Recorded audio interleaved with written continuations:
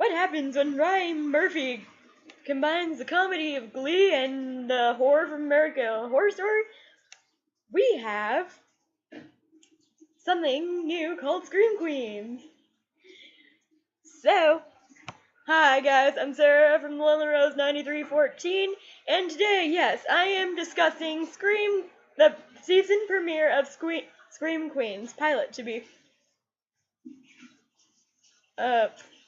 exact. Now, if you haven't seen the season premiere of Scream Queens, I suggest clicking off this video now so you don't get spoiled. I'm putting it right now, spoiler warning. Spoiler warning, so if you get spoiled for Scream Queens, don't say I didn't warn you. Okay, so I got my handy dandy notebook right here full of my notes that I took last night. So I'm going to use that as an anchor.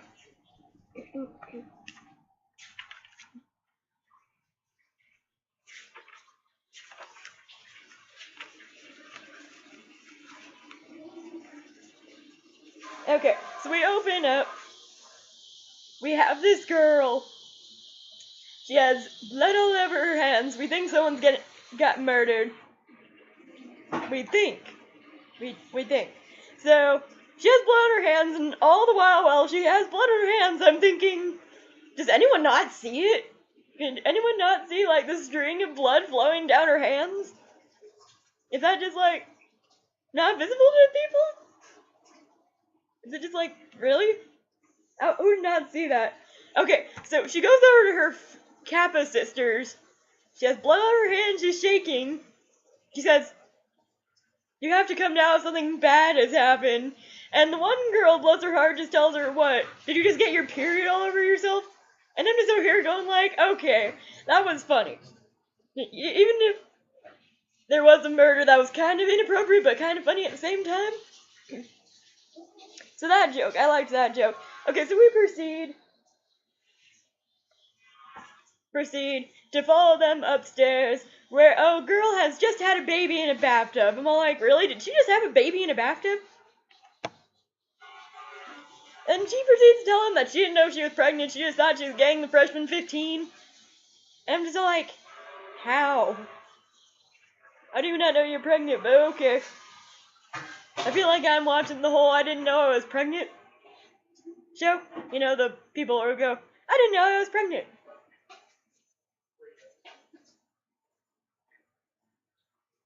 Shit. So, they're all bickering. They go downstairs to party to don't go chasing waterfalls, because, you know, it's the 60s. And then when they come back up, it was either 60s or 70s, I can't remember. And then whenever they come back up, the girl is dead, for one. The other chick has her baby, and I'm wondering, did this other chick kill her? Because she was perfectly fine, like, 3 minutes ago. So she bleeds out, she dies.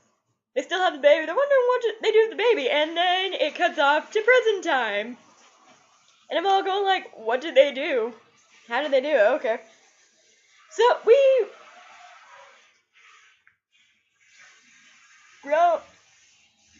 we're in present time, and then they show Emma Roberts. So Emma Roberts in this show, it plays Chanel #1. And I'm over here going like, huh, I actually like Chanel #1, she's pretty funny. But then again, Emma Roberts always plays bitchy characters that are always so fucking hilarious. And then we enter Ariana Grande, Ana Sofia Robb, and the other chick whose name escapes me. And they all play her Chanel. She doesn't know their names. Never bothered knowing her friends' names. Because she doesn't think they're important. And then I love her. Did anyone else like Chanel's walk-in closet? I'm all like, I wish I had that closet goals. Like, closet goals right there, guys. Closet goals. And I put Ana Sofia Robb because I didn't notice her before. I'm all like, hey, look, there's Ana Sofia Robb. There's Ariana Grande. There's this one chick who I don't know from anywhere. And then there's Emma Roberts. And I'm all like, hey. Oh, okay. And then, you know, she's summoned to the dean's office, and the dean is played by none other than Jamie Lee Curtis, which I gotta hand to Jamie Lee Curtis, she does well at playing a super big bitch. And she tells it like it is, like, it's not the whole, you know, soft dean approach. She's all like, I'm gonna be honest here, I don't like you, I don't like Kappa. Kappa, I think you're a horrible influence. I'm all like, damn, tell it like it is, Jamie Lee Curtis.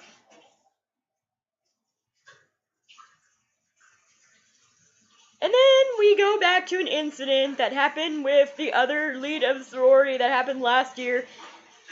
She is being a bitch to Chanel number one. And then she tells her to go away. She is having a spray tan done to her. And then suddenly, all we see is her body just like bleeding out and stuff, and it's gross and ew. And then we find out that someone put hydrofluoric acid in her spray tanning, and I'm like, ow. I'm just like, ow? And then she's all like, I don't see what the problem is, you know, the case was closed, they ruled it as an incident via the spray tan company, I didn't do anything. And then Jamie Lee Curtis is all like, you know what I think you did do it. I think that she was such a bitch to you that you wanted to. So, we go through this back and forth of Jamie Lee Curtis and Emma Roberts, and I'm just over here going like, ow. Okay, so these ladies are very good at playing enemies, like, I even believe they totally despise each other. Like, I want to see more fights between the Dean and Chanel, because that was entertaining to me.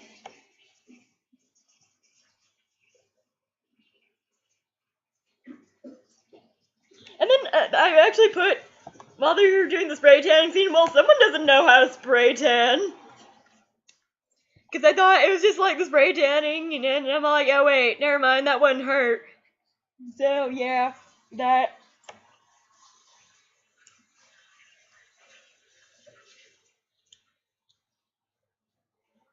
And then enter the main character, whose name is Grace. Yeah, the main character's name is Grace. So in comes Grace, who is played by Skylar Samuels, who some of you don't know from The 9 Lives of Chloe King. I still remember her. She also played recently in The Duff. She was one of the best friends. So if you don't know her by now, where have you been? So, enter Grace. She's in the car of her dad. Her dad starts playing 1,000 Years from Twilight. And then he all says, remember when you were just a teenager and you wanted to go see Twilight, and we went, it was your first PG-13 movie. And then they're all making fun of Twilight, and he's all like, what were you, Team Edward or Team Jacob? And then she was all like, Team Edward, duh. And I'm all like, well, of course she was Team Edward, I mean, come on.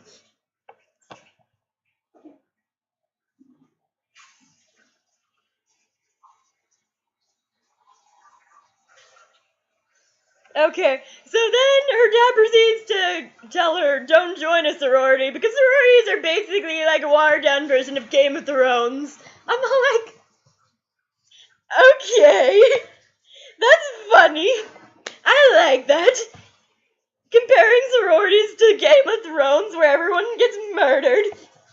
Great foreshadowing, Dad.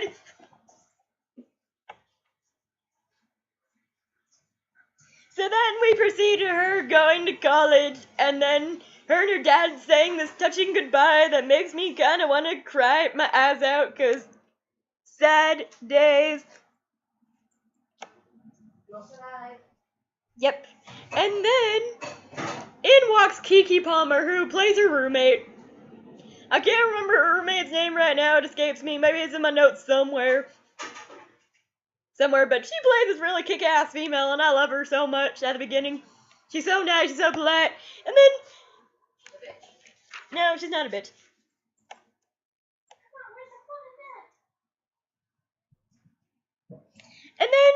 we cut to the shot of. Well, actually, I didn't do anything to their diner scene because I was like, okay, this is a nice getting to know you type thing. Getting to know her mom was in Kappa Kappa Tau. Then she goes to Kappa Kappa Tau. She sees the murderer, for one. He's in a red devil mask and such. He's looking at her. And you think if someone's looking at you, you proceed to run the other direction. No, she decides she's gonna run towards the killer. Walk towards the killer. And I'm all like, why? Why would you do that? Are you stupid? Let's walk towards the person that's trying to murder you, okay? That was just like, okay, whatever. And then we tune in to the girls who are chosen for the sorority. We get to meet them, all in all. And then here is Lee Michelle right here, all being a neck brace and stuff. She plays Hesta.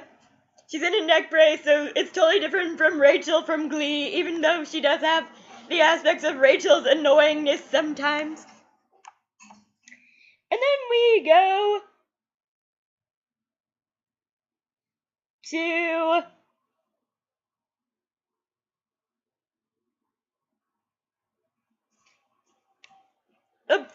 where Chanel is talking to her boyfriend, and her boyfriend's best friend is played by Nick Jonas, and I'm all like, Nick Jonas, I haven't seen you on TV in forever. Did Nick Jonas ever play anything? I'm just wondering that. So here it is Chanel's boyfriend Sean playing golf with Nick Jonas.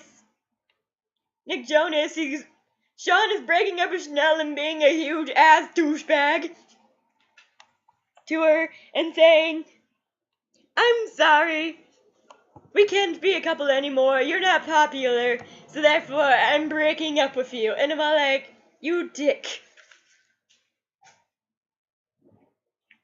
And then we proceed to watch him swing a club, and then someone else proceeds to get hit in the stomach. At first, I thought it was the nuts. The nuts would have probably been funnier, but let's proceed on to the next one. Then we cut to the coffee shop. There's this guy who plays this really cute stalker guy. I'm just like, okay, he's kind of cute. But then we find out he's a stalker later, so I'm like, never mind. Your cuteness value goes down about 50% by being a stalker. Yep. And then we get Grace and Pete flirting. Grace and stalker guy Pete flirting. And it's kind of cute, but she doesn't know he's a stalker yet, so it makes sense. And then we go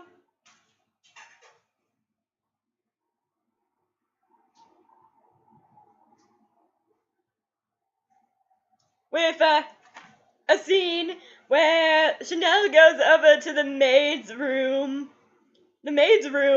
She finds that there's pictures of her with her eyes cut out, that say die all over it. Chanel gets mad. She came up with this elaborate plan with a maid earlier to shove her face in cooking oil to scare the girls. It was supposed to be turned off. So she proceeds to go downstairs where all the sorority sisters are. She's all like, you want to see what happens when you betray your sisters? Come with me. So she goes down to where the maid is at. She's all like, you are such a bitch. Girls, I was planning on shoving her face in this hot oil to scare you, but now I'll just shove her whole body in it. And then she shoves her whole body in the cooking oil, which is not turned off. She proceeds to shove the maid's face in cooking oil that is in the cooking fryers, which, may I remind you, is set at 300 to 500 degrees each time you have it on. So she shoves her face in there, and then we go back to her pulling the face up, and the face is melted off. It is literally burned off, and the maid is screaming and pulling at it, and then we just see everyone just screaming, and the maid collapses and dies. And then Grace proceeds to go, what the fuck did you just do? Yep. And then she's all like, I didn't do anything. Who dies from... She's not dead. Who dies from their face burning off? And then Kika Palmer just interjects the humor and goes, everyone dies from their face burning off, you bitch. And then I'm all like, yeah, they should have done that. And then Grace proceeds going like, I'm calling the police. And then everyone's all... And then Emma Roberts' character Chanel goes all like, go ahead, call the police and I'll tell you how you shoved her face in the hot oil. Kinda like the threat. And she's all like, you wouldn't dare. And then she's like, try me. And then she proceeds to turn out to the other sorority sisters and say, who would side with me if I promised to get you hot boyfriends and into my private jet at the end of the year? And then they all raise their hands. And then, except Kiki Palmer, who goes, all you basic bitches. So, here's Chloe, I call her Chloe, sorry. Here's Grace, and she's going, well, I'm screwed, and then everyone shoves the dead body in the freezer, because where else to hide a dead body but a cool-in walk-in freezer where anyone could find it, you know?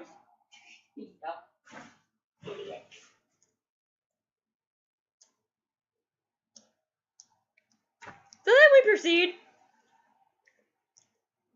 to Jamie Lee Curtis. Turns out she is sleeping around with half of the student government. And I'm like, Jamie Lee Curtis being a badass though. You know? Jamie Lee Curtis bring all the cougar bait to the yard. Yeah? Oh my.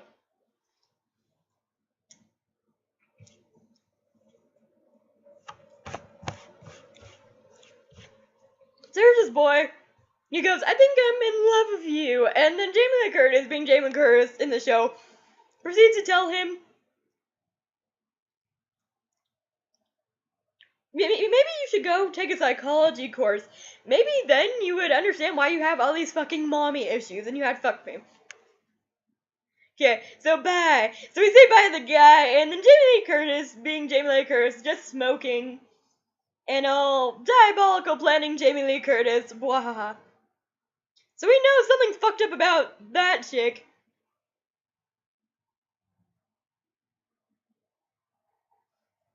And then we see the dead bot.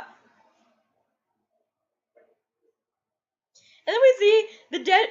And then Grace and cute guy named Pete decide to go.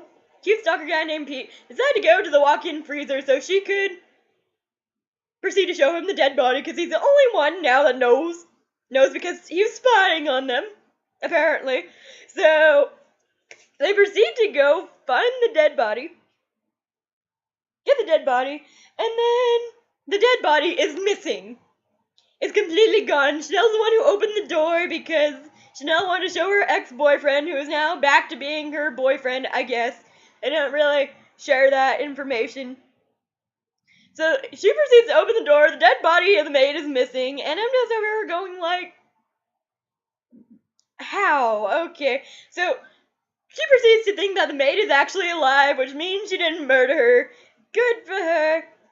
Good for her. So she goes to this blood oath to make sure none of her Chanels are screwing with her. Then here's Ariana Grande going, no, I'm not gonna do this. She throws her ceremonial gown down, and she goes to her room, where she proceeds to get a text from someone saying, are you scared? Why don't you open the door? Which is stupid in the first place.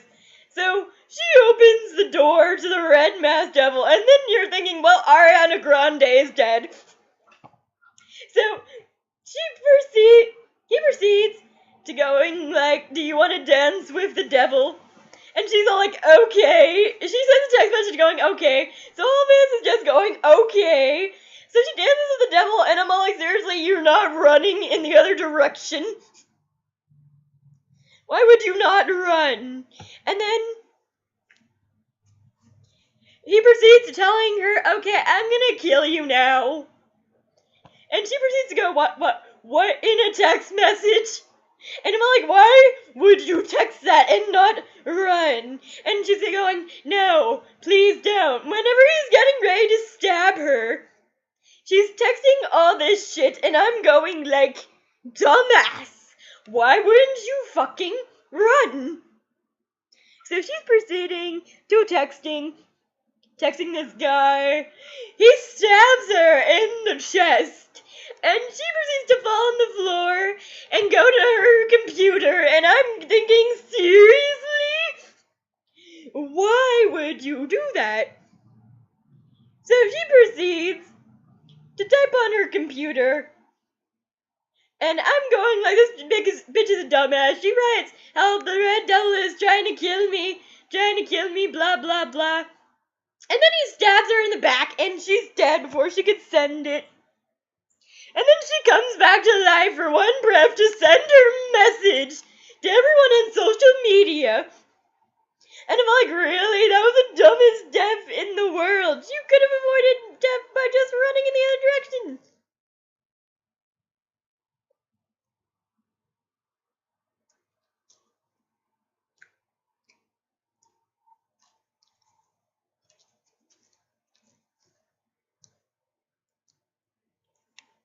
So then we proceed to the hazing ritual. They have all the girls down in golfer hole size things where their head is just in there. They had to stay there for the night. The other two Chanels go to get coffee or something with the other Chanel. And then we proceed to hear the lawnmower. And then there's a lawnmower. Here's everyone screaming. And then, of course, Deaf Taylor Swift, as we know her by, is just like not paying attention. She can't hear anyone. She doesn't know what's going on. She thinks they're singing and not screaming. Singing Taylor Swift and not singing on the top. Not screaming at the top of their lungs because the lawnmower is about to rip someone's head off. And then we proceed for Deaf Taylor Swift to get her head mowed off. And then we're just over here. I'm just over here thinking, how did I not know that was gonna happen? Actually, I knew that was gonna happen. That's why I'm all like, you know what? Deaf Taylor Swift is going first. So she did. So I predicted that one. And then we go to the whole no one's safe here. We're gonna have everyone move into Kappa Kappa Tau. Of course, there is a dead body that all the Chanels know about, of Chanel number 5. They proceed to go, what are we gonna do with the body? They proceed to think of what to do with the body, and here enter Lea Michele, who is just this creepy person, and says, well, first you need to dispose of her hair, her fingernails, you need to burn her skin alive, just giving them murder tips, and I'm like, ew. And I'm like, Lea Michele playing a creepy-ass motherfucker. Because that's what she's playing, guys. She's a creepy-ass motherfucker.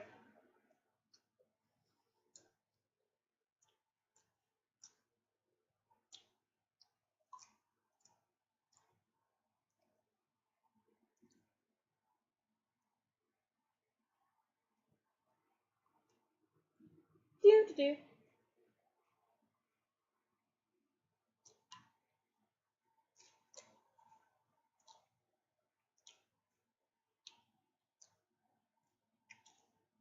really got the creepy cliche. Secret revealed, which I can't remember. Alright, there's a secret room. She goes down and sets in the bucket to get. So she finds a creepy ass room. And then Chanel number 3 comes down and goes, you're not supposed to be in here, blah blah blah. And we proceed to where Grace and Pete are talking about it, and suddenly they kiss. After they are arranging to go break into Jamie Lee Curtis's office, they have a kiss scene, which is really awkward for me to watch, so I'm like, huh. So the dean is talking to Grace's dad in the next shot. She's trying to seduce her dad to get her to stay in Kappa Kappa Tau, which makes me think, is Jamie Lee Curtis the murderer? Who knows? We don't know that yet. So we proceed on to the next scene, which is Grace going down to the secret room. She finds the bloody bathtub, the dead girl's dress from the scene we saw. And I'm over here thinking, wait, is the dead girl Grace's mom? Because it wouldn't make sense. If it was 20 years ago, it would make sense. So, apparently, we go back to 1980s, 70s something, and we see that the dean helped cover up the murder, and so did the maid. So I'm like, huh. And then we have this gross sex scene of Emma Roberts and her boyfriend Sean, and then she proceeds to breaking up with her boyfriend, and then her boyfriend and Nick Jonas, who plays Boone in the series, I'm gonna call him Nick Jonas, proceed to talk about it. Boone tells John doesn't feel safe, and they proceed to cuddle together, leading to the fact that Boone is gay. I saw that coming a little bit, but not really. And then Chanel, just being Chanel, walks into them cuddling and says, "I'm sorry," and then proceeds to scream when she sees them together, all horrified.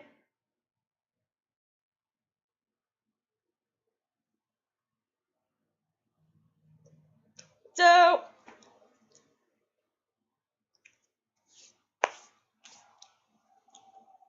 next shot, we have them breaking into Jamie Lee Curtis's office, which all they do is smash their hand through the window, and I'm like, seriously, like, Jamie Lee Curtis won't be able to tell that you snuck into her office? Really? Really? And proceed to get the file that they need, and that's done. And then we proceed down to the security guard. The security guards are in the house, they fall asleep, and I'm like, what kind of security guard who was supposed to be looking out for a murderer falls asleep on the job? Then her best friend gets killed. Then we proceed to go to Nick Jonas, who we think gets killed. His throat is slit, his arms are like that with a bunch of candles lighting, and then we proceed to everyone finding out these two people got murdered last night. And then it cuts off to the ending scene where we're in this obituary. The Red Masked Devil puts Nick Jonas's body out of the morgue, and then Nick Jonas proceeds to wake up and goes, "What took you so long?" So Nick Jonas is not dead. He's not dead. So I'm intrigued. Obviously Nick Jonas knows who the killer is. So I'm over here going like, how's that gonna play in the story? Is this like a group of people who just tries to scare the living shit out of Kappa Kappa Tau? Who do you think is the Red Masked Devil? My prediction is that it's creepy stalker guy, Grace's mom, or it could be Chanel just playing a trick on them because we never see the Red Masked Devil actually attacking her for reals. It's just a flashback that she